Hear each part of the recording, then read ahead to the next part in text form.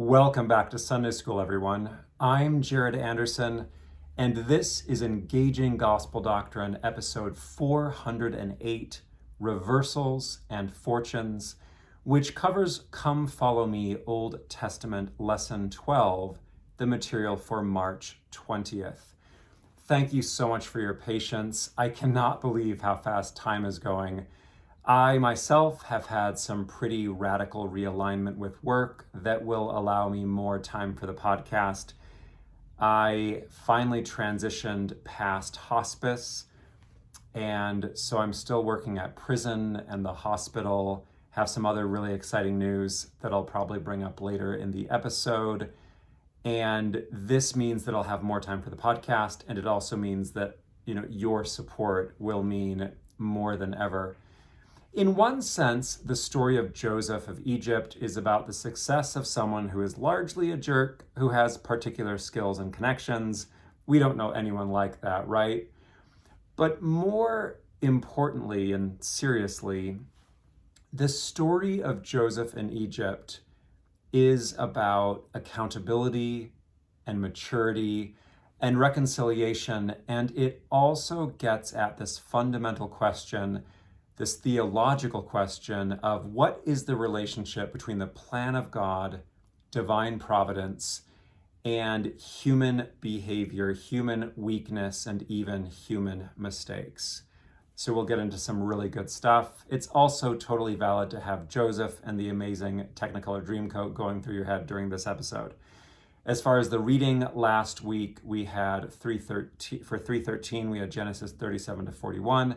And then for March 20th, Genesis 42 to 50. In other words, we've been assigned the Joseph story.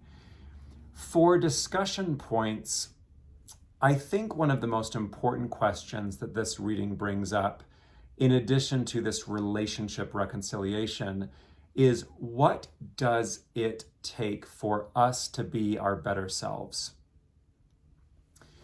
In my 5 years of working at the prison, one thing that has most struck me is this question of what kind of structure and what kind of support do we need to be better?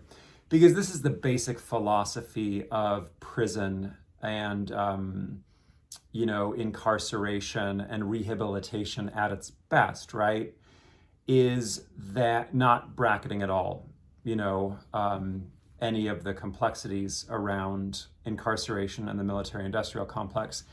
But the basic idea of prison, fitting prison features in this story, is that prison provides the structure, the oversight, the supervision that inmates need to have their best chance of rehabilitation, to be integrated back into society. This idea of paying their debt to society, I'm not really persuaded by. I toured the new prison in Utah with the leaders of the LDS Church actually on Friday. And one thing that most strikes me is that this prison, it's an amazing facility. We provide better care for inmates than we do for citizens. I'm not going to go too much into that, but that's true at least in Utah. And again, giving up freedom or whatever is a cost, but it really strikes me, and I wish that we invested more in children and in citizens. What would it be like if we lived in a world where we spent $1 billion to care for citizens in need? Okay, back to Joseph of Egypt, even though, as I said, prison is very much a theme of this reading. We'll talk about family dynamics, intentions, and outcomes and ethics. A key theme of this episode is in 50:20.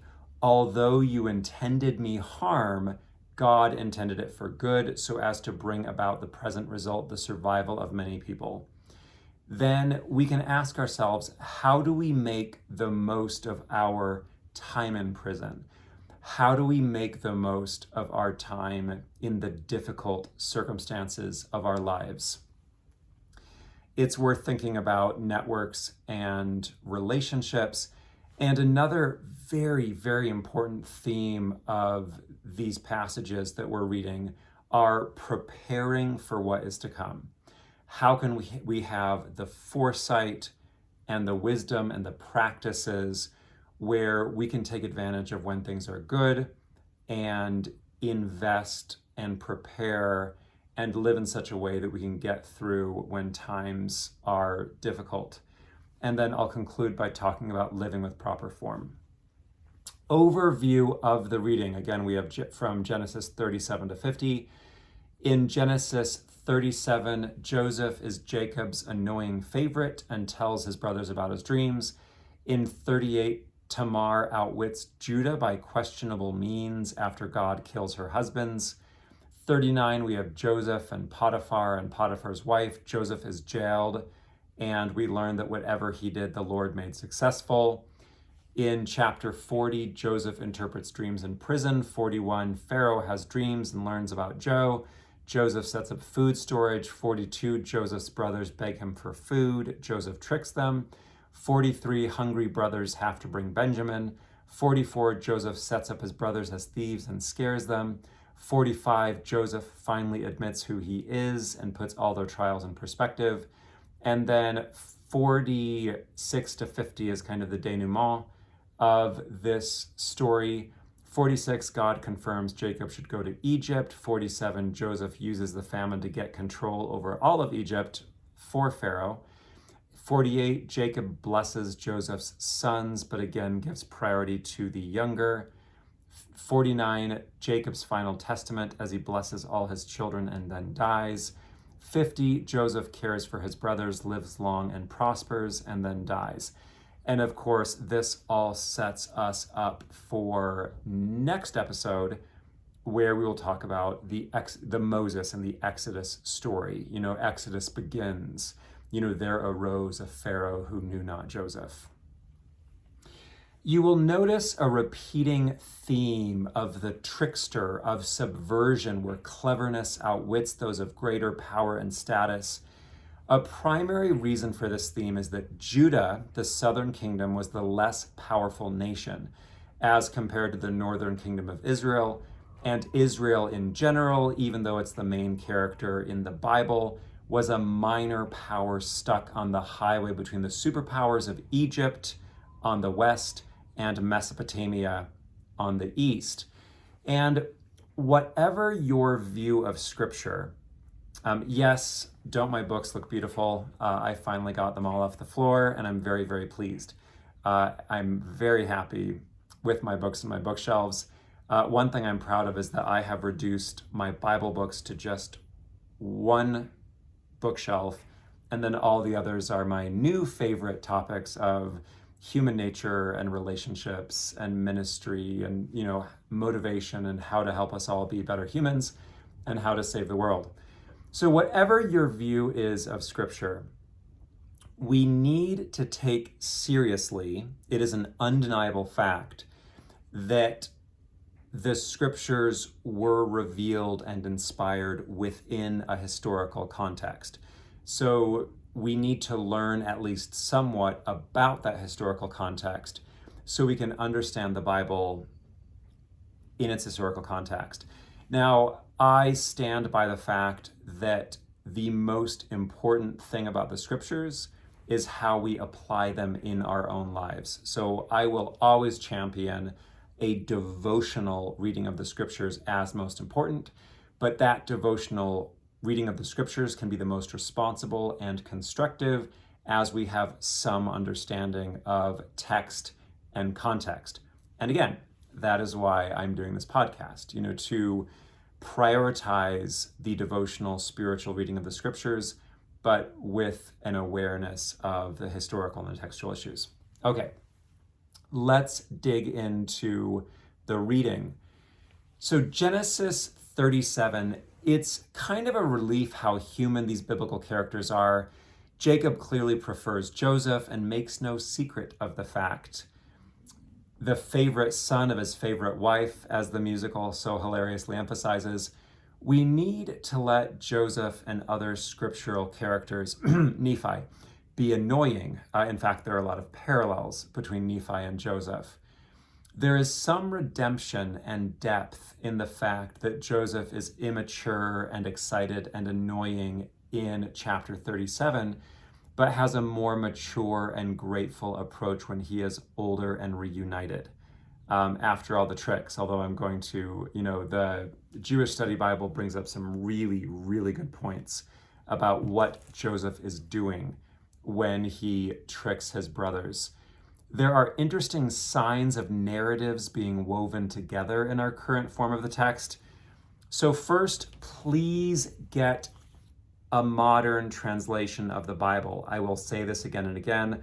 I usually use the Jewish Study Bible when I review the reading, and then I use the English Standard Version when I'm copying and pasting. I don't know that the Jewish the Jewish Publication Society, I would need to look again. I think it is online. I can check. If you're going to buy one thing, it is a study Bible. Figure out what your favorite study Bible is. For the Jewish scriptures, the Jewish Study Bible is amazing. For the Bible as a whole, the HarperCollins Study Bible has the most notes for your buck. And the ESV, the English Standard Version, is probably it's a very readable translation. And it also has more devotional notes. So my vote would probably be the ESV Study Bible for like a devotional reading, and the HarperCollins Study Bible would probably be the best academic reading. And so if you want more like a college course experience, get the HarperCollins. If you want more of a devotional reading, get the ESV. And the Jewish Study Bible is, of course, the most respectful for the Jewish scriptures because it is prioritizing, that Jewish academic reading. So this is what I'm using to understand what we call the Old Testament in its context. And a lot of my notes are from the Jewish Study Bible notes. They are excellent. So from the Jewish Study Bible, quote, Reuben and the Midianites, this is the throw Joseph in the pit narrative, derive from the E version of the story, and Judah and the Ishmaelites from the J version. The J version is older and southern. And then E comes from the northern kingdom, perhaps. In the story in its current form, it is unclear who the subject of pulled in verse 28 is. Also, there is a certain poetic justice to the brothers' cruel deception of their father, since Jacob had used kids to deceive his own father. So what I was saying is that once you are reading out of a modern translation, and especially if you're reading out of a study Bible, if the text is still confusing, well, it's ancient from a different language and a different culture, but if you have a good Bible that you're reading from and the text doesn't line up, you're probably seeing what are called literary seams. I think they're very cool. This is like detective work as applied to the Bible.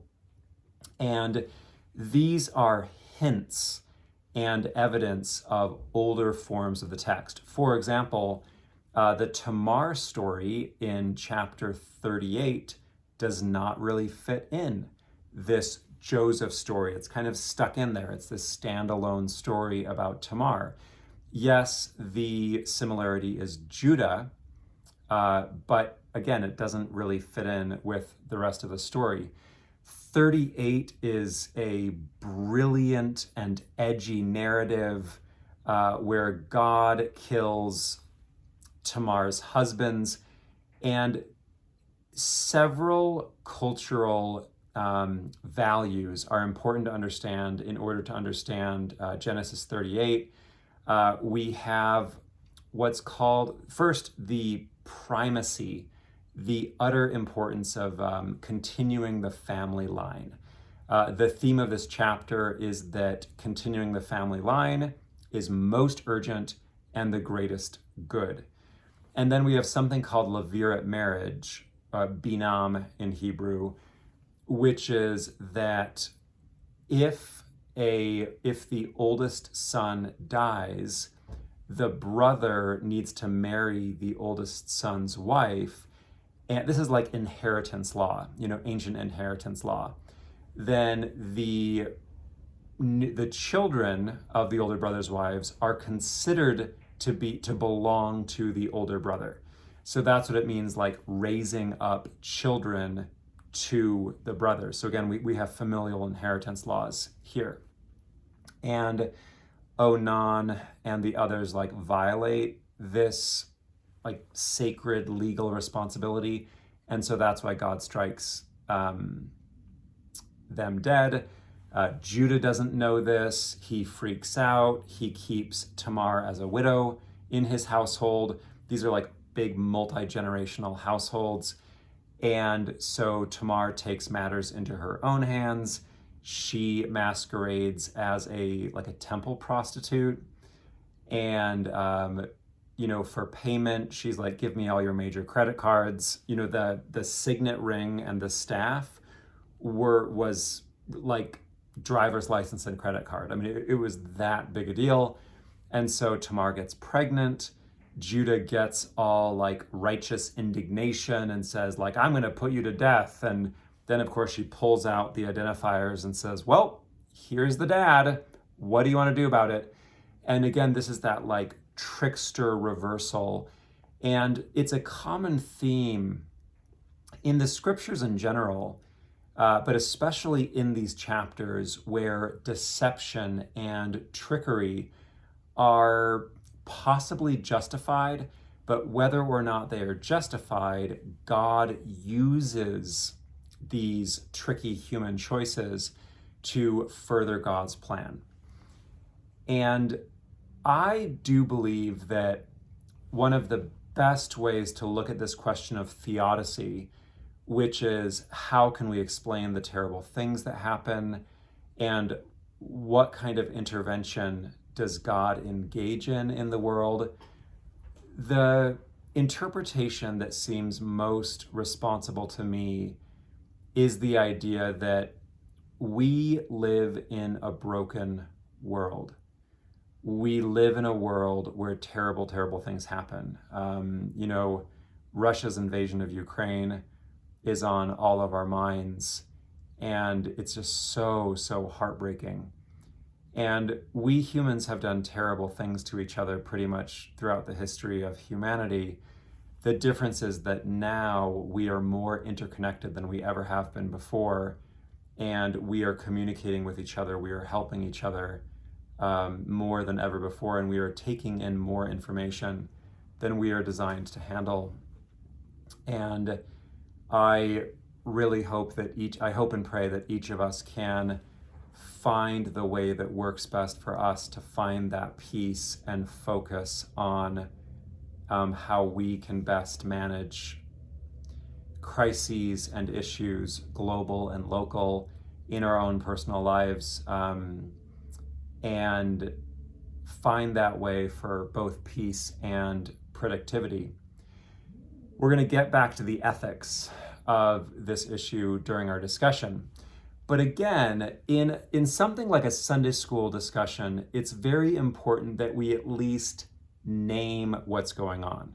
We at least say, I mean, there's a lot of deception going on in this story, and why is Judah visiting a prostitute? And again, this is a good moment to recognize the cultural norms in the Bible are different than cultural norms today. And this is also very important. Our cultural norms today are different than gospel truths. I think that framing and foundation facilitates very constructive conversation. Okay, so again, she is more right than I, Judah says. Chapter 39, we have Joseph and Potiphar and Potiphar's wife. I think the lesson of fidelity and acting appropriately in complex contexts is a good one to draw here. Joseph is faithful in multiple ways, both faithful, he is faithful as a servant. He is faithful to Potiphar. He is faithful to his values. He keeps things in perspective, and he is punished for it. Um, I think it's Socrates, or I think it's in Plato's Republic, where he talks about this is like the Ring of Gyges discussion, that there is no better way to know that you really are living your values than when you're punished for living your values, where you do the right thing no matter the cost. And I've definitely lived through painful experiences where I've been misunderstood, or, situations where I've been doing my best to do what is right and things have still gone badly. And those have been some of the most painful experiences of my life, but they've also been some of the most productive experiences of my life. So this is worth focusing on. And again, we have this theme where wherever Joseph goes, he is made successful, he is put in charge, and we'll come back to that in the discussion. And I think it's also important that as we discuss these passages, that we're thinking not just from the perspective of Joseph, where we know everything is going to work out great, right? But we also dig deeper and ask ourselves the question, how do we live if we are not put in charge? How do we live if everything we do does not turn to gold? How do we live if everything that we do does not prosper? And privilege is a topic that we discuss a lot in our culture. And I'm really glad that we're having this discussion, that we're talking about privilege. I think that we need to have more nuanced, deeper, rigorous discussions. But my personal definition of privilege, and I was told by a friend and a member of my board of directors just the other week, she's like, Jared, you have like every single kind of privilege, including the type that we don't even usually think to mention, like a podcasting voice, pertinent, to this, to engaging gospel doctrine. And I take that very seriously. So privilege does not refer, it doesn't mean that you get everything for free or easily, but privilege has to do with the things that we have the luxury of not thinking about. And my favorite description of privilege is, how hard does society make us work for similar or lesser outcomes? So as at this point, I'm nearing middle age. I'll be 45 in July, which is very spiritually meaningful to me. I'll share that at some point, probably closer to my birthday. I am given every benefit of the doubt in current US society. And so, yes, I still need to work hard, but my existence is subsidized and I have a tremendous amount of privilege. And so Joseph, in this story, has all of that privilege and divine providence behind him. But again, we need to dig deeper and facilitate room for the harder conversations, what is your experience like? How do you move through the systems of which you are a part? I've shared before that my passion is social science and systems theory related to well-being, and especially spirituality and religion. And that's what I'm doing with the Olam Institute and why this podcast is meaningful to me. But it is this question that is very, very pertinent to this reading, to this Joseph story, is how do we thrive? How do we thrive across a range of circumstances? How do we thrive in abundance? How do we thrive in trials and challenges? And how do we use those trials and challenges? How do we use those times of abundance? How do we use both blessings and challenges as resources so that we can get through the difficult times? And I think that these lessons are only going to get more and more urgent over the next decade or so. Okay. Joseph in jail. Again, whatever he did, the Lord made successful. 39:23. Joseph becoming trusted and second in command happens at several points with Potiphar, with the jail, with Pharaoh. So he has that reversal. He's sold into slavery in Egypt. He enters Egypt at a very, very low state. Then he rises to the height of Potiphar's house. Then he has a reversal. Then he ends up in prison for a long time. He rises within prison. And then, he finally ends up second in command in all of Egypt. Chapter 41, one of the main themes is that foresight and prudence help us survive catastrophe. Joseph first plans how to use the time of abundance to survive the time of famine. He doesn't suggest himself as the leader, and then after Pharaoh puts him in charge, he implements that plan. Note how Joseph's clothes are changed in 37:3 and 23, 39:12, and 41:14. That's a literary device that we're looking at. In chapter 42, Joseph's brothers beg him for food, and Joseph tricks them.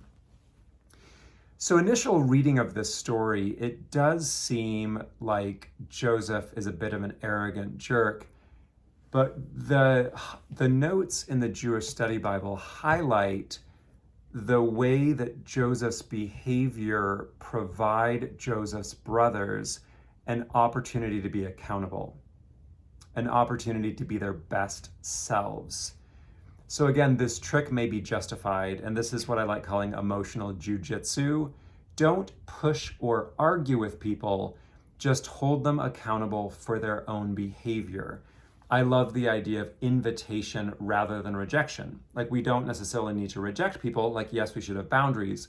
We don't need to reject people. We can say, okay, this is the kind of healthy relationship that I want. This is the kind of dynamic that I want. This is the kind of conversation that I want. Do you want to join me in this conversation?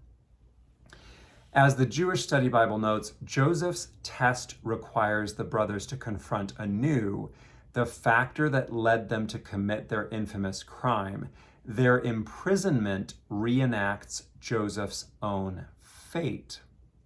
So again, this theme of reversal happens a lot. Not only Joseph's reversal of fortune, but what the brothers are getting what they give, both in the sense of getting tricked and imprisoned as Joseph was, but also literally, getting all their money back and things like this.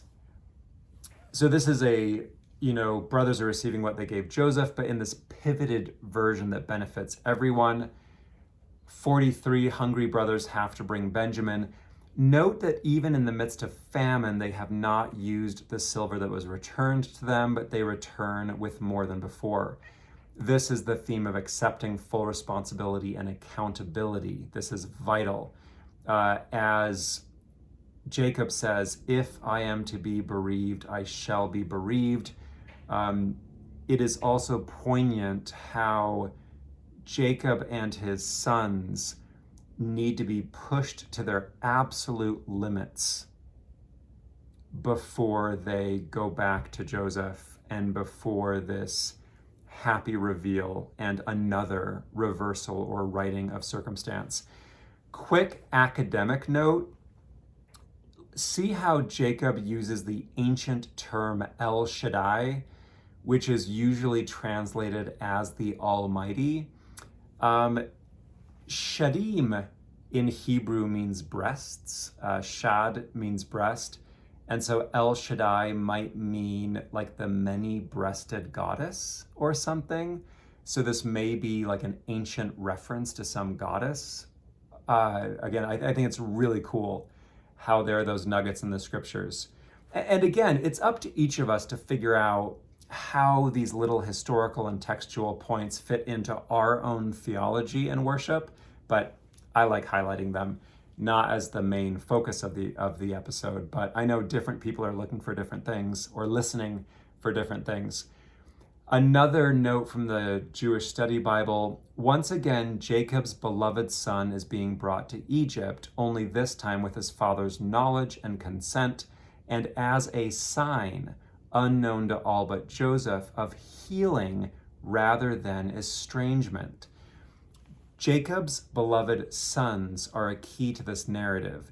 Joseph is mistreated in a way that saves everyone, and Benjamin is the one that facilitates reconciliation. So Joseph's brothers knowingly put him in danger and sell him into Egypt, and then God prospers him through everything he goes through. And then Joseph makes Benjamin the key for the brothers having an opportunity to show that they are accountable, which then puts everyone in a position of prosperity. We're seeing this theme of, like, what is God doing and what are humans doing, and how does God engage with human behavior? How does God make the best of human behavior? It makes me think of when I taught college, and I told students, I said, I will give you the very best grade that you allow me to, maybe a tiny bit better. And I feel like that's how God works with us. And this is where the God who weeps, that weeping God is so powerful, because I love the idea, and I resonate with the idea of God who's like, I want to bless you. I want to bless you. I want to heal the world. I want to do everything for you, but you have to help me. Like, you are my hands. You are the agents on the earth. Like, you need to redeem the earth. You need to save the earth. I'm doing all that I can. And so this story is a powerful microcosm of that dynamic. The story is brilliantly told. Again, I highly encourage you to read it in a modern translation to feel its power. Starting in verse 29, and he lifted up his eyes and he saw his brother Benjamin, his mother's son, and said, is this your youngest brother, of whom you spoke to me? God be gracious to you, my son. Then Joseph hurried out, for his compassion grew warm for his brother, and he saw a place to weep. And he entered his chamber and wept there. Then he washed his face and came out. And controlling himself, he said, serve the food. The Bible is good literature. 44, Joseph keeps setting his brothers as thieves and scares them. So Joseph keeps raising the stakes. He functionally pushes his brothers to accept accountability. Again, in the notes, will the older 10 brothers jettison Benjamin when his presence becomes inconvenient, as they once did Joseph, or have they finally learned the painful lesson about family solidarity and filial obedience? In 45, this is the climax of the narrative. Joseph finally admits who he is and puts all their trials in perspective. Verse 4, so Joseph said to his brothers, come near me, please. And they came near, and he said, I am your brother Joseph, whom you sold into Egypt. And now do not be distressed or angry with yourselves because you sold me here, for God sent me before you to preserve life. For the famine has been in the land these last 2 years, and there are yet 5 years in which there will be neither plowing nor harvest. And God sent me before you to preserve for you a remnant on earth, and to keep alive for you many survivors. So it was not you who sent me here, but God. He has made me a father to Pharaoh, and Lord of all his house, and ruler over all the land of Egypt.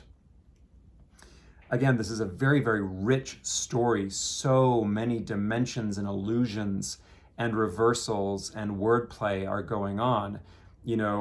Joseph is Jacob's son. Joseph is second in command to Pharaoh. He now calls himself a father to Pharaoh because he is the one feeding and nurturing the entire land of Egypt. And then we kind of wrap up the story.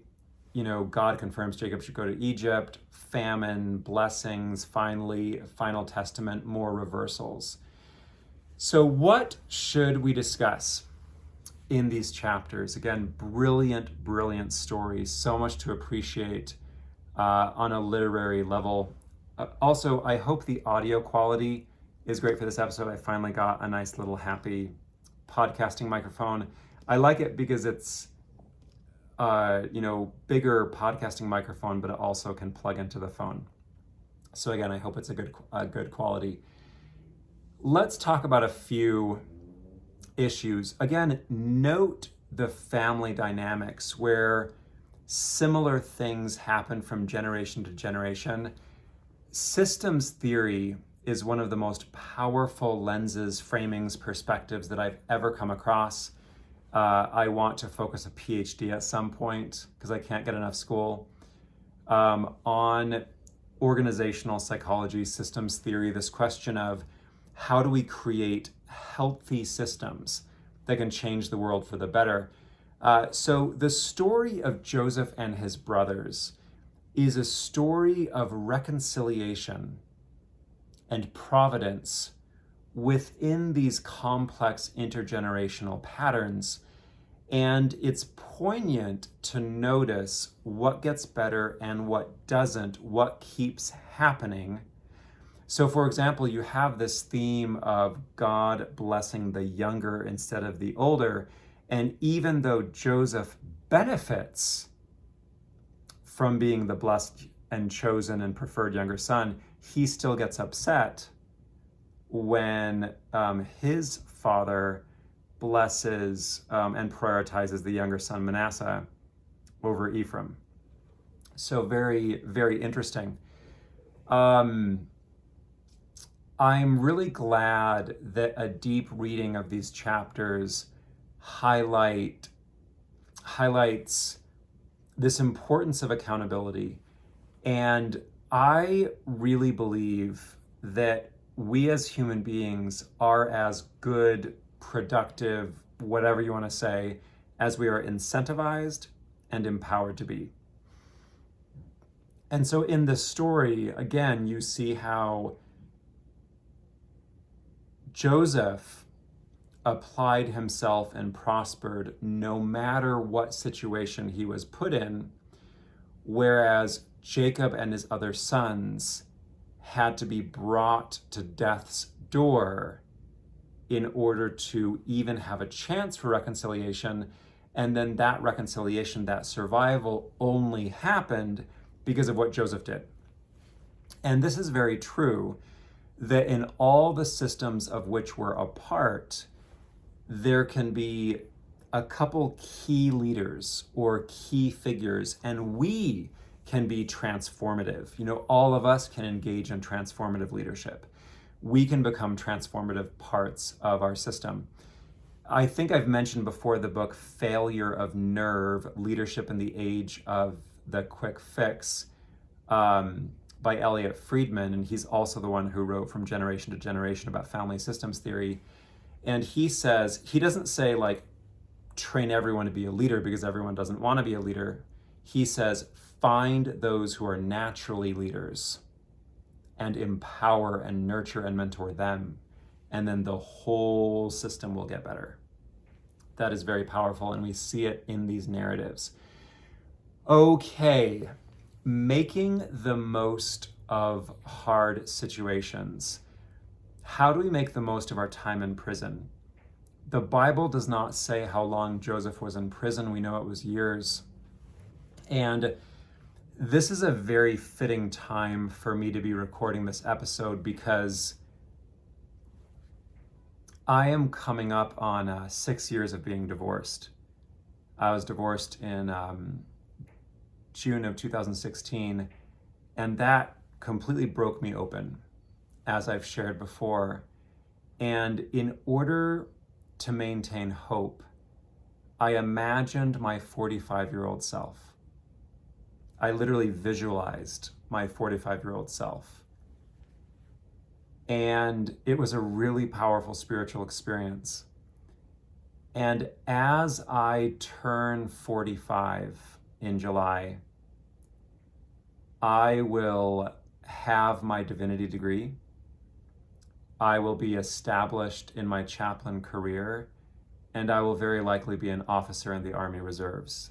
Just barely. Like one reason why this episode is a bit late is because all of my military, I have been working toward being in the military for 5 years. I can't shake it. I can't shake the sense of calling. As I've shared before, my foundational vocation is to infiltrate systems of power and privilege and subvert them with goodness. Not making myself a Joseph figure, but one of my very, very favorite things about being a chaplain, as I've shared, is that no matter how flawed or broken or even toxic a system is, it is my responsibility and privilege to be a healing presence, to be part of healing. And the clearest discernment that I have received about my vocation is that I am meant to serve at the extremes of human experience. And so I want to be a police chaplain. I want to volunteer as a fighter chaplain. I want to help police officers. I want to help firefighters. I want to help paramedics. I want to help members in the military. I want to help veterans. I want to serve those who have seen and experienced the most, and I want to increase their well-being and restore some humanity. And this is very pertinent in this story, and this is just me sharing for a few minutes how this story applies to my own life. Because over the past 6 years, I have experienced many reversals. I have been told no by the military like so many times. Just as a quick example, I worked very hard to get into the Army National Guard as a chaplain candidate, which is the earlier stage. I'm now going in as a full chaplain, which is just wild. I'm so grateful. I should know like within a week whether everything comes together. And I have done the deep soul work, that prison work, literal, but also in my own life, where like if at the last minute, the cupbearer forgets, if at the last minute my dreams do not come together, I'll be okay and I'll try again. But for example, I went months and months and months trying to get, all the health waivers that I needed. And then in November of 2020, my recruiting sergeant, who's amazing, he's like, Jared, sorry, they said no. I was too blind. I had like -12 vision. And he said, end of the line, thank you for wanting to serve. And I was devastated. And I said, no, I'm gonna get eye surgery. So I got eye surgery in December of 2020, and I now have perfect vision. I have like 20/15 vision. It's been like a miracle. And that disqualified me for another 6 months. So I had to wait for another 6 months to reapply. And when I reapplied, they said no again. And so this is kind of my Joseph story. And we all have them, I think. And this is why when I'm doing discernment work, I encourage people to pick a field, not a job. And I'm gonna come around to what I consider the most important point, which is living with proper form. No matter what our circumstances are, what kind of person do we want to be? How do we want to live? What are our gifts that will help us get through those hard moments? And again, thank you for listening as I share some of myself. And I really am sharing some of my own story to illustrate these themes. And I hope that we can share all of our personal, like not all of our personal stories, but I hope we can share how, that intersection and dance of the scriptures and the gospel in our own lives. And I really have a testimony of the principles in these chapters. And for me, I have learned that I most highly value alignment. And so when I feel that the way that I am living is in alignment with what's right, I can go through anything. And so, for example, with the military, and that like I want to serve. I want to help those. And, when Russia invaded Ukraine, it just got so vivid.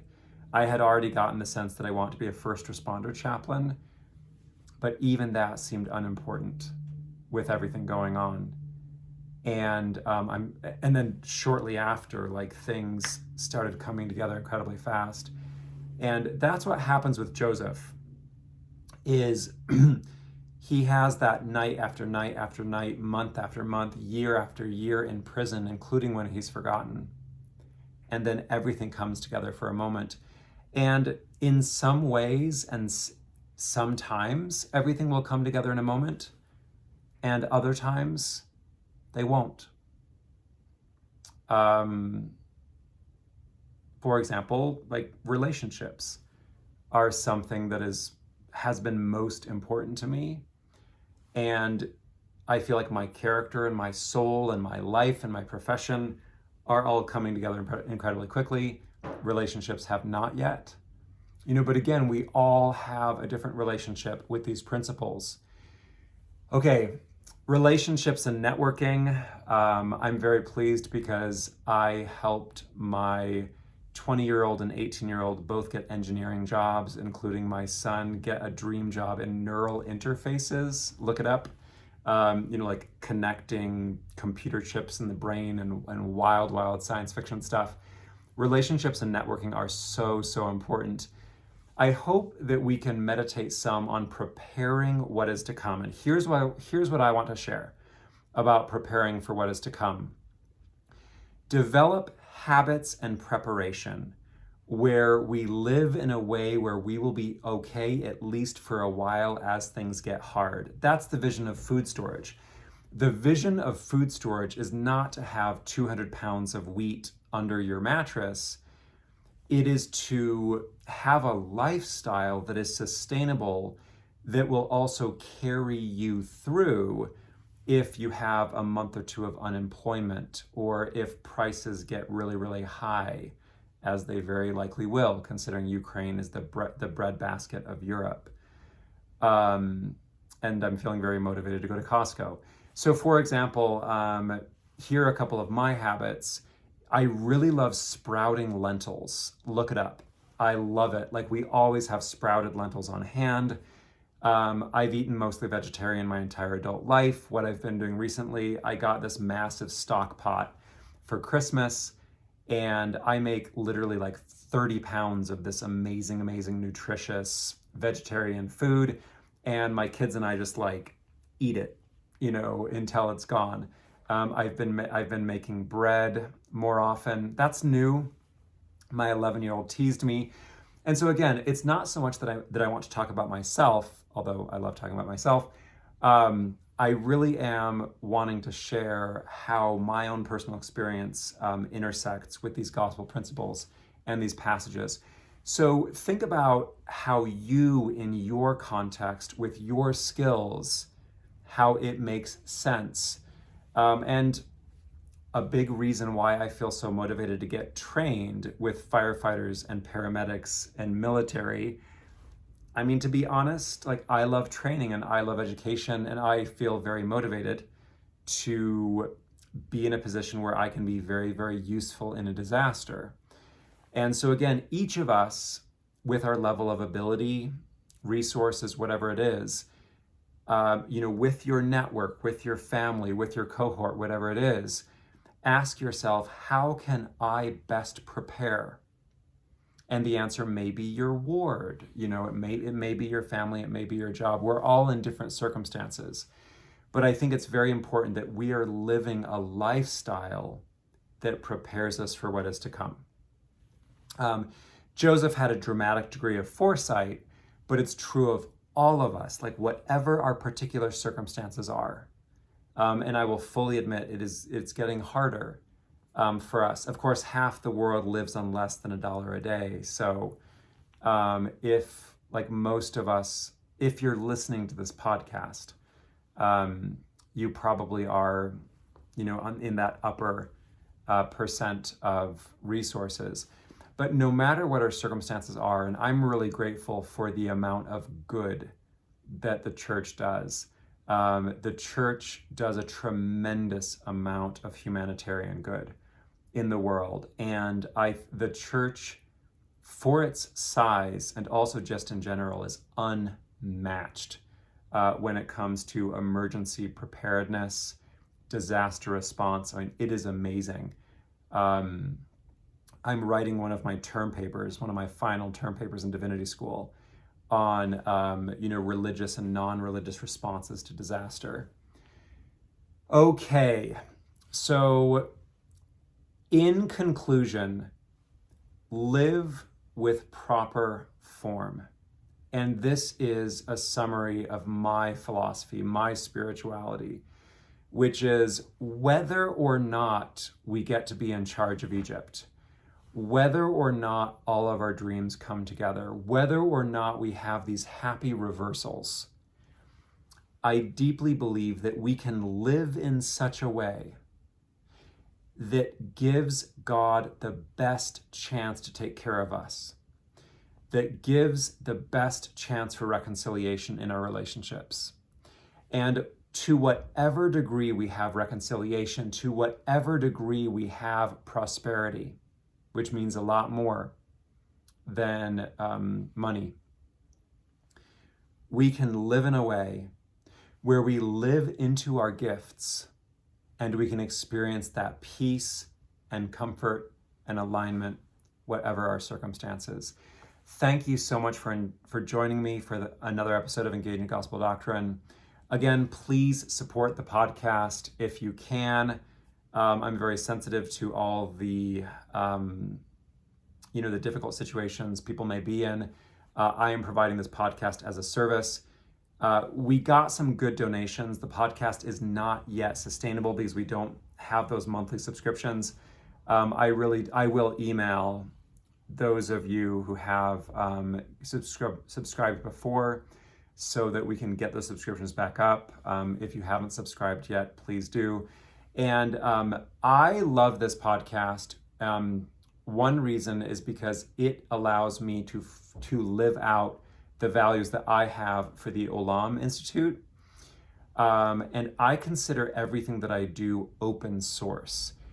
I am committed in the Olam Institute. I will do everything for free. And then what I will want, like what I'm doing, I have invested a lot of my own money recently to keep the podcast going.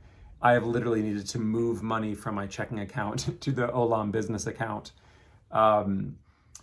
And like I will offer wellness, gospel-oriented services. So I am committed to helping everyone benefit from spirituality in a way that increases well-being.